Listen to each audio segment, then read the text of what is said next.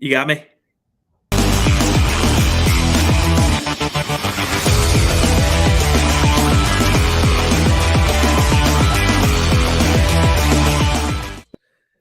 What is up?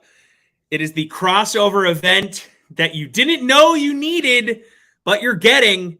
It's down to the wire, and Tom, Tommy Freeze Pops, Tom Cunningham. Tom, how the hell are ya? Still going with that intro, eh? How the hell are you? I'm good. Look at us. So it's 6 p.m. happy hour, down to the wire, and we got some things to go over in the world of sports. So let's do it.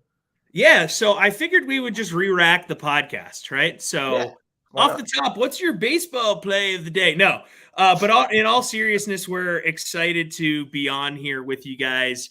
It's cool to be in a different time slot. Usually Tom and I record our podcast at 6:30 in the morning, and it's there for you as you get into work, maybe on your lunch break, trying to help you out with your night in betting. But now we're here just before games start, so it's kind of like an update on what we did this morning. Yeah, 12 hours later, here we are, so the grind is on. Yeah, we're still working.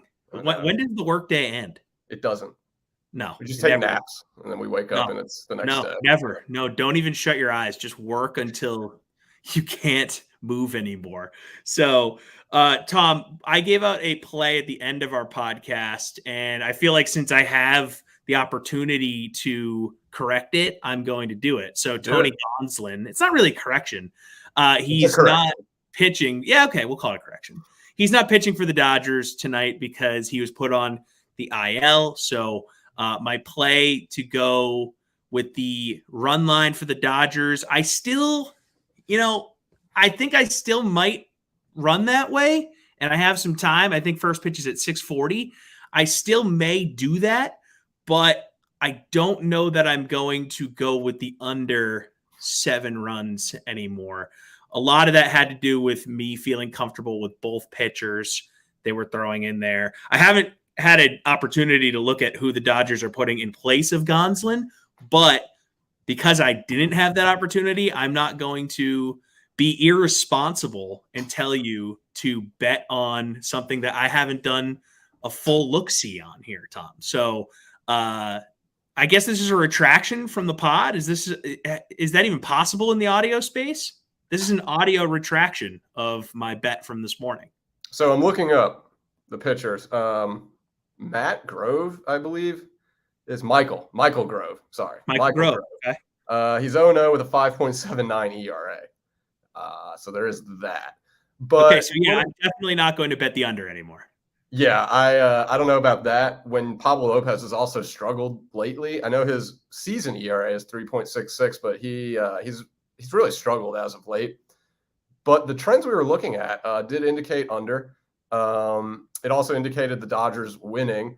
So I like the run line, if I'm being honest. I'll still take the Dodgers to win by more than 1 run. Miami has, I think, the worst runs per game average since the All-Star break.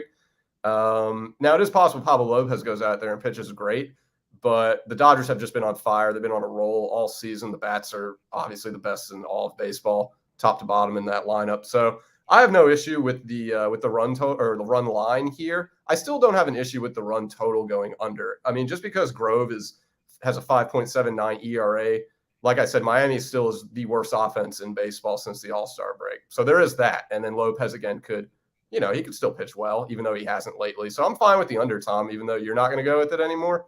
I don't have any issue with that or the Dodgers run line.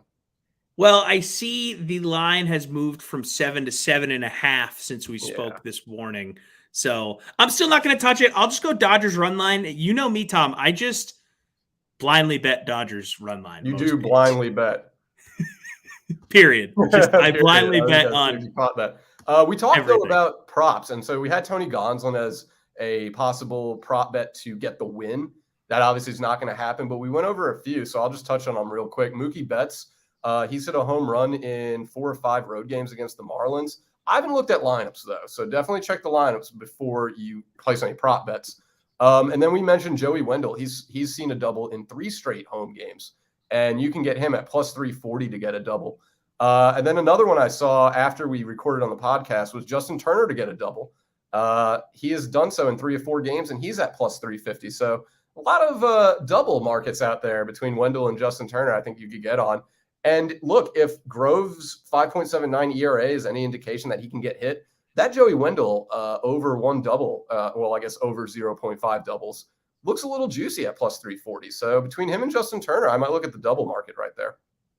So we have some interesting late baseball tonight. There's not a ton of games. I think there's It's like 6. I don't know, 10-ish game. I don't know. It's not a full slate, but in the late window, we got the Phillies in Arizona. We got San Diego in San Francisco, and we have New York playing the Angels. Those are the 3 games that caught my eye off the top. And looking at the Phillies playing in Arizona, Phillies have been red hot, man. I mean, they're coming in as road favorites at minus 175. The total is at 9.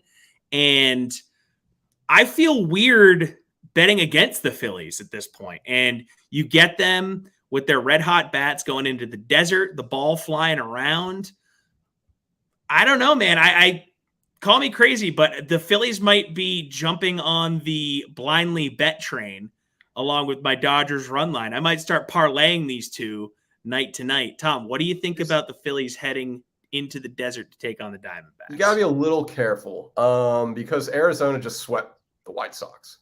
Now, normally I would say that's an indication of maybe fading Philadelphia here, but the thing with that is that Arizona just has the White Sox number. I believe they've won 9 of 11 games against them.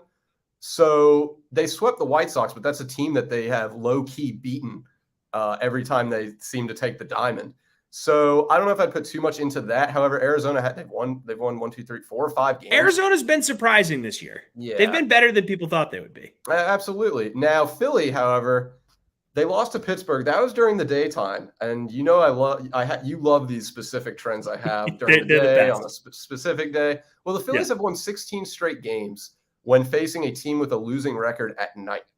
So they lost to Pittsburgh, but that was during the day, Sunday. So yeah, maybe that trend holds up true. But for minus 175, Tom, I don't know if I'm gonna pay that. I probably would honestly look more towards the Diamondbacks winning straight up if you're looking at the straight up market. But look, Arizona, they've gone under in 5 straight games against the NL East. You can get under 8.5 for plus value. So maybe you go with a pitching matchup tonight because I know a lot of people they really tend to bet over for Arizona home games because of the venue they play in.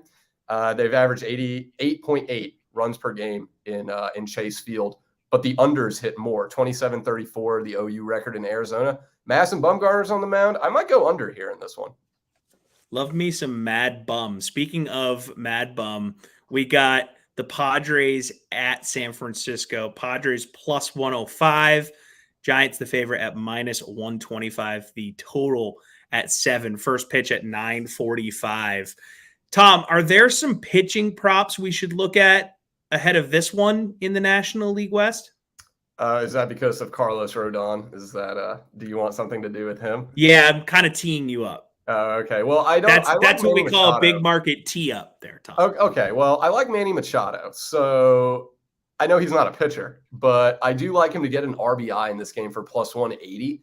And the reason I say that is because he's recorded at least 1 RBI in 8 of 10 games when playing in San Francisco, and that's a hitter-friendly ballpark for the most part. So especially at night when it gets a little, maybe windy and cold, it could get tough out there. If a ball gets through into one of those gaps in the outfield, those outfielders are running around trying to get that ball for a minute. So I'm going to go with Manny Machado, RBI plus 180 as my top prop bet for that game. I'm sorry that it's nothing on the mound for you, though. Sorry about that, Tom. Yeah, no, you didn't do what I wanted you to do there, I'm sorry. Tom, but that's okay. Have you been to a game in the Bay Area? That seems like one of the stadiums that needs to be like a baseball bucket list spot for me, right on the water sure. Like that. Yeah. When I was a kid, I always used to love Barry Bonds just hitting balls into the water there. And I know it's August, and I said it's cold, but that's what it is in San Francisco. There's a long, I don't want to call it a rumor or like a myth or whatever, but in baseball, the chatter is the coldest nights are in San Francisco, which would be weird because you think California, West Coast sunny, but I guess with the Bay being right there, you get all that wind current from the ocean, and it just makes it freezing. Yeah, so maybe consider that as well. But I like Manny Machado to get an RBI. That's my top prop bet for sure. Okay. I like it. I like it. Now, what about the Yankees in Los Angeles? They seemingly are heading back in the right direction, right? I mean, they had this weird little rough stretch in the second half of the year post All-Star break. It started a little bit before the All-Star break. And again, starting to turn it around here a little bit. Are the Yankees going to continue to forge ahead here and take care of business with the Angels? They are minus 165 in Los Angeles tonight. You would think so. They've won 4 straight against the Angels, but the Yankees are coming off back-to-back losses to Oakland. So that's not exactly the best look. However, the Angels, they've lost 6 straight home games at night after winning the game prior. So they don't win back-to-backs often. I think the Yankees are fine for tonight. But to say that they're back and out of a rut, I don't think that's the case yet. Okay. Well, I like to hear that as a Red Sox I know fan. You do, yeah.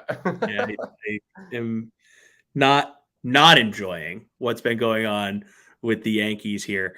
Okay, so let's talk some U.S. Open. You're a large tennis fan, big-time tennis guy over here.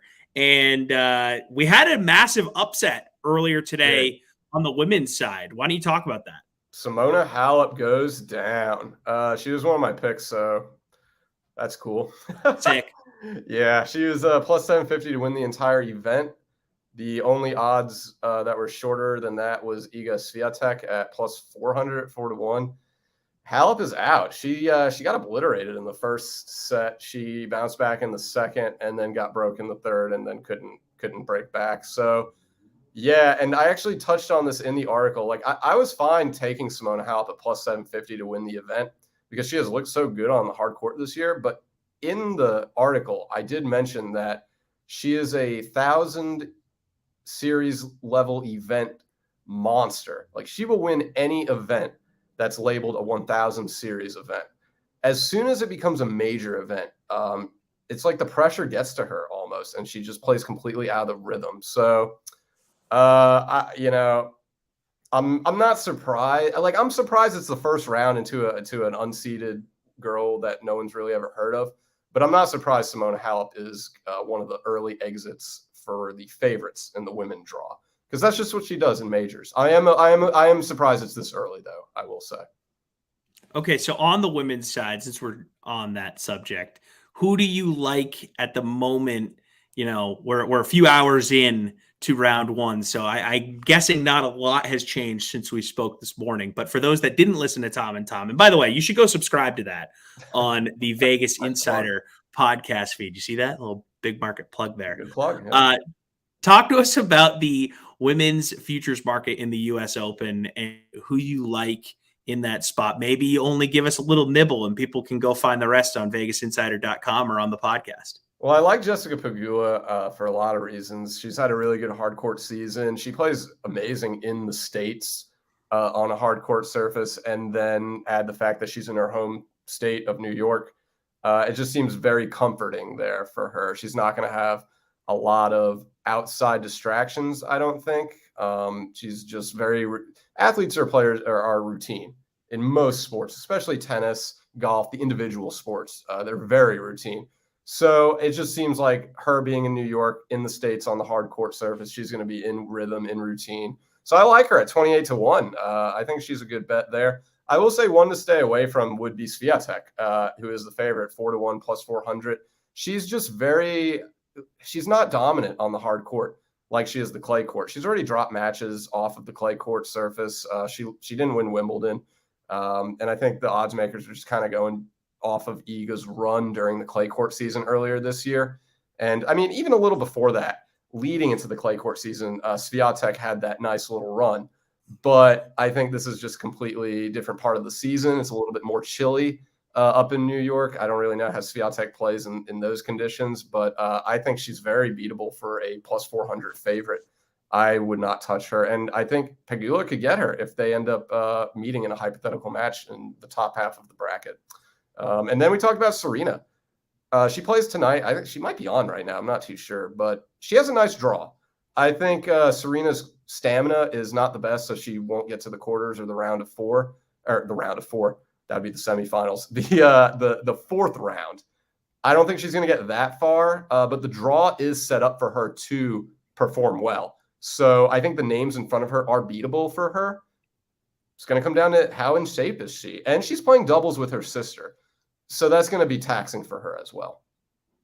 Yeah, you never really think about the whole doubles part of this thing with the Williams sisters. Whenever they're playing doubles at the same time as these tournaments going on, I feel like that goes very overlooked across the media landscape. Like that's a little bit of a pain in the ass to include and think about when you're trying to get there on the solo side too. So that you never hear a lot about doubles betting either. Like, why don't we talk about those markets very often? Yeah, I mean, it's not always on TV. So, like, people typically want to bet on something they can watch. So, doubles is rarely on TV. That would probably be the number one reason why. But it's interesting. You can use double. Like, Barbara Krejcikova was a fantastic doubles player. She's won majors in doubles.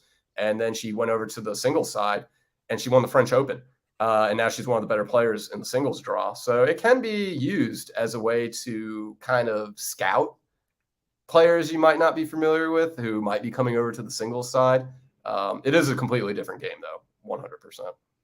So Serena getting underway at 7 o'clock for those wondering when she's going to get going. So we have a question here from YouTube. It's Dave Giroux. He says, "Hi, guys. I like the St. Louis Cards and Dodgers and Brewers money line." So, Tom, looks like we got a parlay going here. What do you think about any of those three money lines? I know we already discussed the Dodgers. Cardinals have been red hot, white hot, as one may say. And, Brewers, good team. So how are we feeling? I mean, I'd parlay those. The Cardinals are minus 215. I would never pay that. But like you said, the Cardinals are on fire.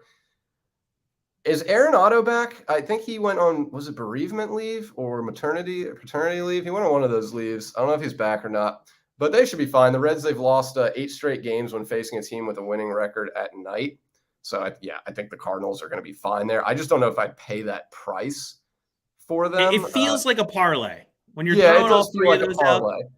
Dave, let us know if you're still watching. It's kind of expensive. And then you have the Brewers. Holy moly. Minus 320 for the Brew Crew. The Pirates, they've lost 14 divisional road games on a Monday. So do what you want. Do you. If you lock that parlay, take all the credit for it because Tom and I are not going to make that bet for you. But those are your trends, and I think we all expect those teams to win straight up tonight.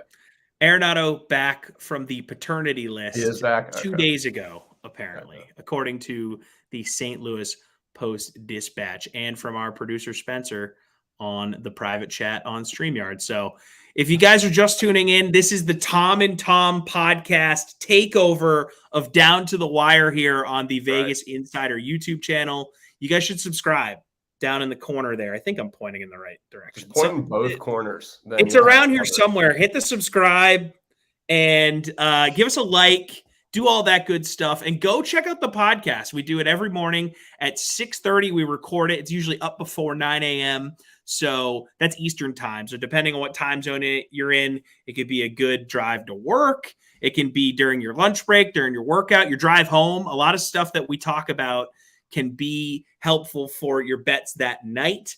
That's what we try and focus on: daily trends, different props, game-to-game stuff, picks for the night. Check it out. Tom and Tom, it's on the Vegas Insider podcast feed, and you can get that wherever you get your podcasts. And a podcast that launched on that feed today is a new podcast with our man Kenny Ducey from the Action Network, a part of the Better Collective family. His new podcast is called Deuces with Ducey. What do you think about that title, Tom? It's great. And when we posted it today, we got a lot of comments about the title, Deuces with Ducey. So it's a great title. It's great. Yeah. I mean, look, you're a tennis guy and you got Deuce in your name. There's no way I'm not going to make that the name of the podcast. I mean, it's like if Gordon Ramsay's last name was like Gordon Shefton or something. It's like, Gordon Shefton, one of the great surnames in the British Isles. Check that out if you're a tennis fan. It's on the feed. And that brings me to my next point here. So Tom loves tennis, Love and all some of these sports. names in tennis are extremely difficult to pronounce if you don't follow the sport on a day-to-day. So I wanted to just throw some names at you, Tom. And again, you're a massive fan of the sport, but I want to see if you can spell these names without looking at them. I read them to you, and you just give it a go. And we'll I could start probably easy spell and them a lot we'll better than end I could difficult. pronounce them. That's for sure. So Okay, so I here we think go. you have the And harder job here. I am not going to be good at pronouncing these names, so Yeah. this may just blow up in my Good face. So luck let's with try that. this. Okay, so here we go. First name we're going to go with is Daniil Medvedev. Oh, are we doing just the last name or the whole name? Whole name. Oh God. Okay. We got to make it difficult for Daniil you. Medvedev. Daniil Medvedev. Look at that. Nailed it. Okay, That's so an there's easy one. lots of E's in there, couple D's, The number but one you player in nailed the it. world. The double I at the beginning, though, I thought might be tough. But again, we said we were going to start out easier. So there you go. You get 1 for 1, Tom. All right, next Great. one up. Brandon Nakashima. Okay, Nakashima. Brandon. Brandon. Nakashima, Nakashima. And he's American. Nailed it. Congratulations. Yeah, I said Nakashima because I used to work with someone with the last name Nakashima. So Okay. shout out to Nancy Nakashima, former sales I'm sure she's department watching. member. Yeah, she's probably locked in here. So what's up, Nancy? Okay, next one. Dennis Shapovalov. Shapovalov. Yeah, that one. You think you're going to get me with the double N's. It's Denis. Dennis Shapovalov. Okay, you might actually get me with the last name. Here we go. Shap. All right, I'm not going to get it. Shapa. Shaplooav. I don't know. Ah, yes, we got him, baby. I missed one A. So Dennis, I thought could be difficult because there's only one S there. There's only one N. I don't know. There's 2 possible double letter spots there, and Shapovalov, difficult. Just call him Shap. Dennis Shap. Jeremy Shapp, ESPN. Jeremy Shap, that's right. Okay, 2 more for you. Okay. Here we go. I don't have my glasses on. Miomir Kakmenkovic. Miomir Kecimanovic. Yeah, you got it. Miomir. All right, I got the last name. Kecmanovic. Wow, nailed it. Nice. Kekmanovic. Kecimanovic. Is that better? He's pretty good. Yeah, he's coming on. He's building up, basically. He's getting there. He'll be a top player in like 2 or 3 years, I would think. There you go. All right, well, let's see if you can go 4 for 5 here. Either way, you're passing grade, so congratulations. Cool. That's a first. Last one. Stefanos Tsitsipas. City Papa, that's what I like to call him. Him and his dad have really caused some issues in tennis with coaching and whatnot. Father-son duo, bad news. He's Greek, by the way. Stefanos, Stefanos, and then City Papa, Tsitsipas, T-S-I-T. Hold on. Okay. T-I-S-I-T-I-P-A-S. Sometimes I got to write it down to. Yeah. No, you didn't get it. Oh, I missed an S. Okay. T-S-I-T-S-I-P-A-S. Tsitsipas. See, I knew I'd get you with the silent T's or tough. That's okay. I'll get. Nice. I missed one S. I'll take that all day. So how do you feel about that, Tom? I feel. I want to say I feel good, but it doesn't. There's no. I'm not going to win any money. So. No, you didn't know that your KPIs for the year were attached to you getting above 80% on this quiz. There you go. We were watching Anastasia Pavlyuchenkova play one day, and Chris, my boss, walks over. He said, "If anyone can pronounce her name, you get to leave early." And I said, "Anastasia Pavlyuchenkova." I packed up my stuff. Joke's on you. You can work remote. Okay, so we talked enough tennis for everybody's enjoyment, I'm sure. Check out our pod. Check out Deuces with Deucey, and check out the YouTube channel. We have a good video up there as well. U.S. Open preview. Let's talk some football. We all love football here, right? We got a few minutes left before I can confidently say we can pack it up and have dinner if you're hungry. I don't know. So, Tom, let's go division by division here. Yes. People love to give their division winners. Let's go and give our division losers. Who is the team in each division we feel the least confident in? And I'll give their division odds for each team. We don't need to talk about each team, but I'll ask you for one team in each division who you feel the least confident in. We'll start in the AFC North. Ravens are at plus 145, Bengals at plus 175, Browns at plus 375, and the Steelers at plus 900. Browntown. That's my answer, Browntown. You got Jacoby Brissett, so he's going to be starting most of the games. I just think, honestly, what I saw out of Brissett in Miami, I'm not confident in at all. Then you have the whole Deshaun Watson thing. And the team just – there's a lot of question marks what they might do midseason. So, like, if Cleveland's in a good spot, do they just obviously roll out Deshaun Watson?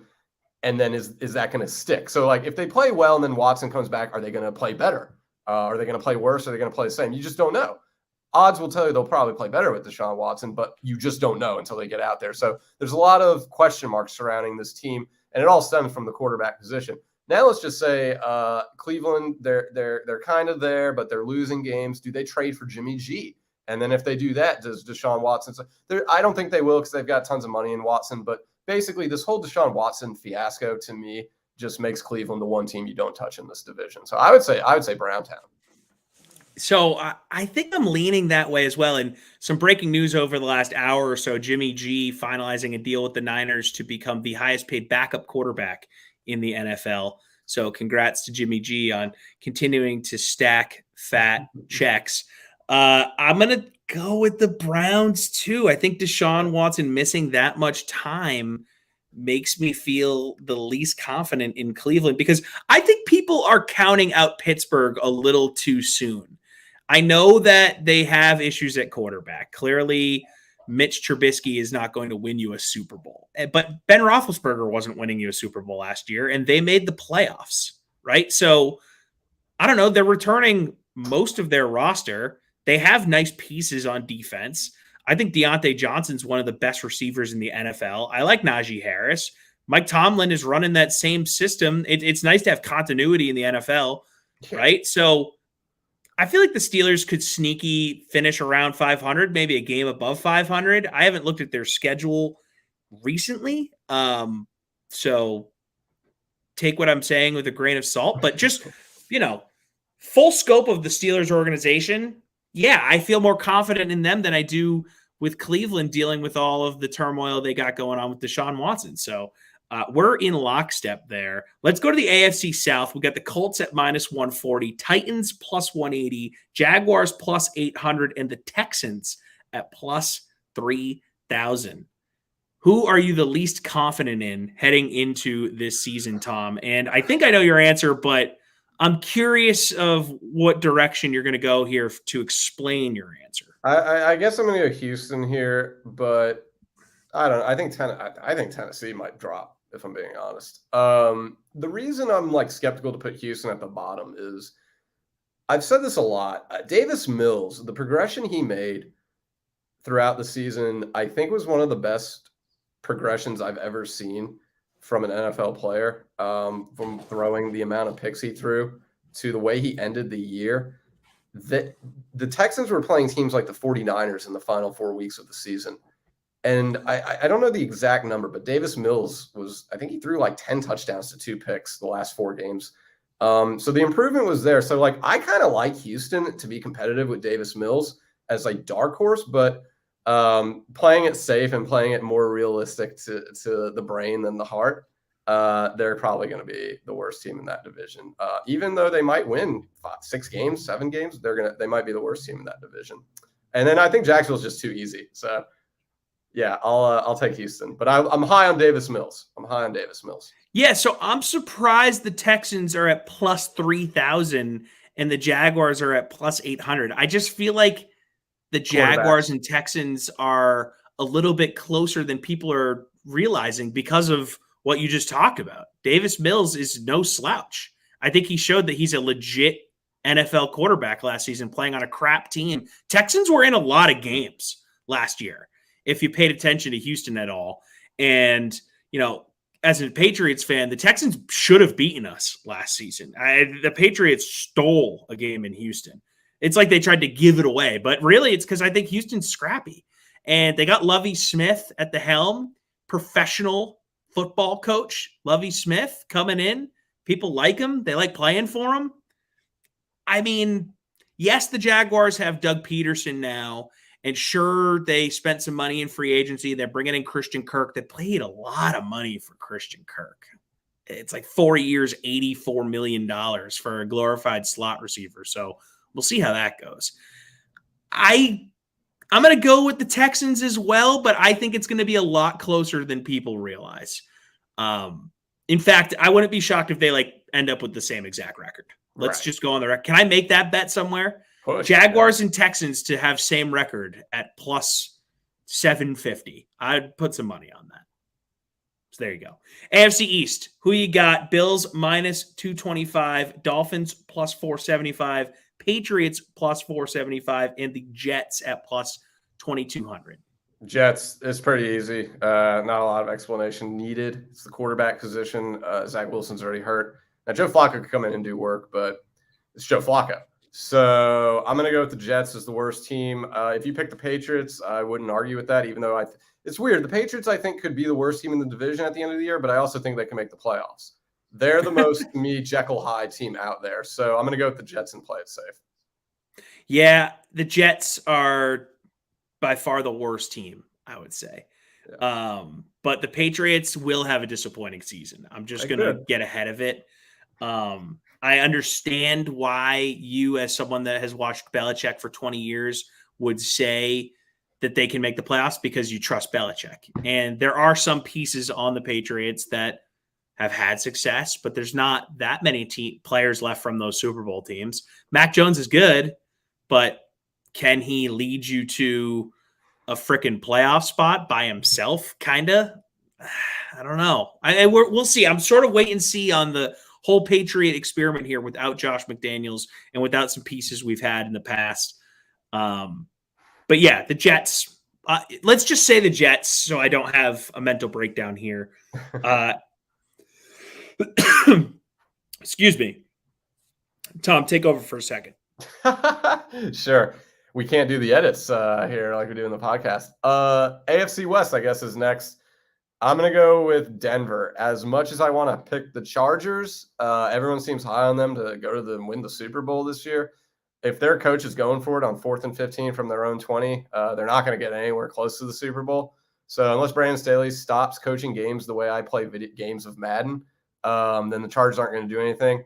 But to me, Denver, they have the least amount of firepower on offense. To me, the Raiders are being completely overlooked. I don't think they're going to be the worst team in the division, even though they have the lowest odds. So give me Denver. I think they'll be the worst team in that division this year, even though the worst team in that division could win 11 games this year. So, okay.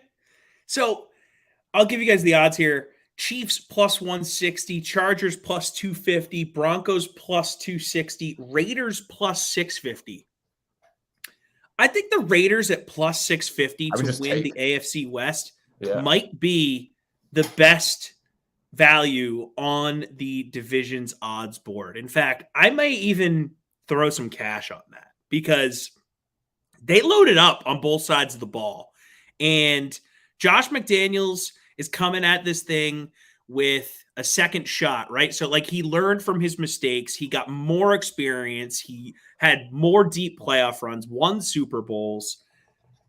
I just feel pretty good about the Raiders heading into this season. I like their talent. Devontae Adams is awesome. I think you add him to any team that's mediocre and you automatically elevate yourself to being a true contender. So I feel the least confident, oddly enough.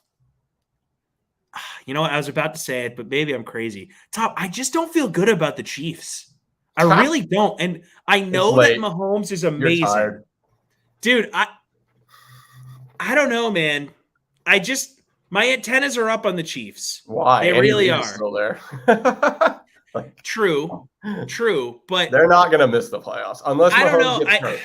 That's the only way they miss the playoffs. Every year, a team that is supposed to make the playoffs that we feel so confident in misses the playoffs. It And happens.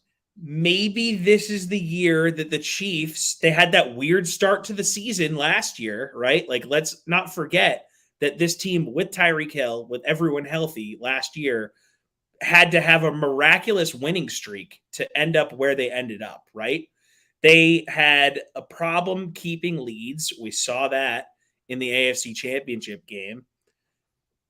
You know, I don't know. My antennas are up on the Chiefs. I guess I have to give an answer. So I'll go ahead and say the Broncos, but I like the Broncos. Like, I love this division. I think I said on our podcast in the morning, I think I said that I think all four of these teams are going to make the playoffs in the AFC when we went through the AFC playoff picture a few weeks ago. So, you know what? Screw it.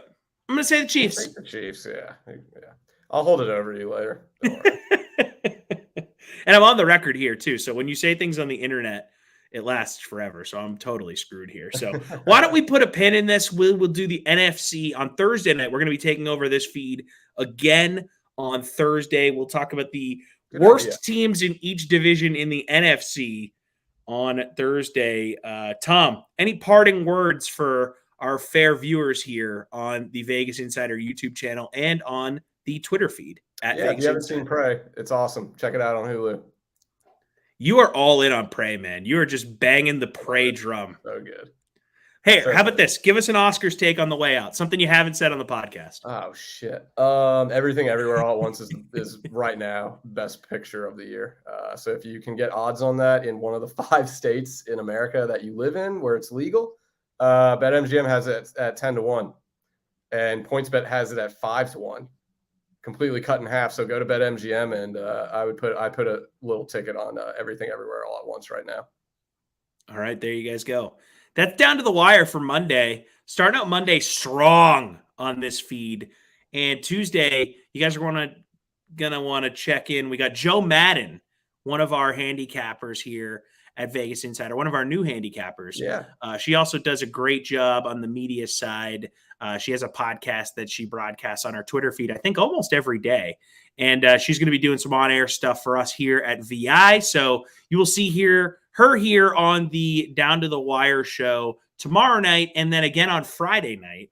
On Wednesday, you will have the great Patrick Everson sitting in the host chair. He will be doing some betting industry stuff. That's what he does. He's going to put the reporter cap on and give you all the goods there. So check him out on Wednesday. We'll be back Thursday.